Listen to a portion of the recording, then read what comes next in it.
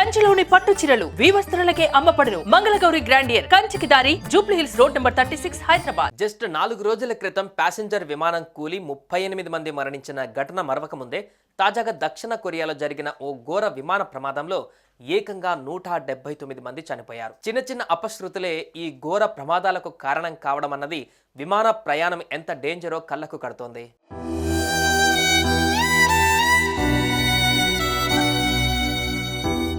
December 25న కజకిస్తాన్లోని crash ల్యాండ్కు ప్రయత్నించిన Azerbaijan విమానానికి జరిగిన ప్రమాదంలో 38 మంది నిట్ట నిలువున ప్రాణాలు కోల్పోయారు.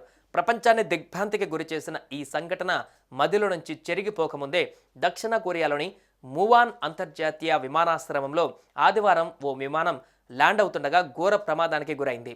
థాయిలాండ్ రాజధాని బ్యాంకాక్ నుంచి దక్షిణ కొరియాకు బయలుదేరిన ది జేజు ఎయిర్ ఫ్లైట్కు చెందిన విమానం ముయాన్ ఇంటర్నేషనల్ ఎయిర్పోర్ట్లో ల్యాండ్ అయ్యే సమయంలో అదుపు తప్పింది. రన్వేపై అతివేగంగా దూసుకువెళ్లి ఎయిర్పోర్ట్ రక్షణ గోడను ఢీకొట్టి పేలిపోయింది. దీంతో విమానంలో ప్రయాణిస్తున్న 175 మంది ప్రాణాలు, 6 సిబ్బంది, మొత్తం 2 మాత్రమే ప్రాణాలతో బతికి బయటపడ్డారు. మిగతా 179 మంది మంటల్లో మాడి మసైపోయారు. విమానం ల్యాండింగ్ సమయంలో ల్యాండింగ్ గేర్ సరిగా పనిచేయకపోవడమే ఈ ఘోర ప్రమాదానికి కారణమైనట్లుగా పోలీసుల ప్రాథమిక విచారణలో తేలింది.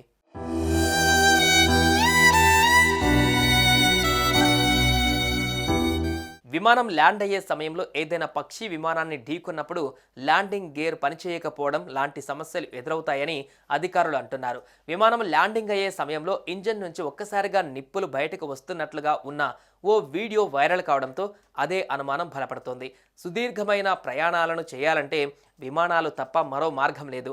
అయితే విమాన ప్రయాణాలలో వీసమెత్తు పొరపాట్లు జరిగిన వందలాది మంది ప్రాణాలు గాల్లో కలిసిపోవడం ఖాయమన్న దాంట్లో మరో సందేహం లేదు. ఎన్ని ముందు జాగ్రత్త చర్యలు తీసుకున్నా చేయగలిగింది ఏమీ లేదు కూడా. దేవుడా, విమానం ఎక్కుతున్నా మమ్మల్ని క్షేమంగా గమ్యస్థానాలకు చేర్చవయ్యా అని చేతులెత్తి ప్రార్థించడం తప్ప చేసేది కూడా ఏమీ లేదు. That is flight journey.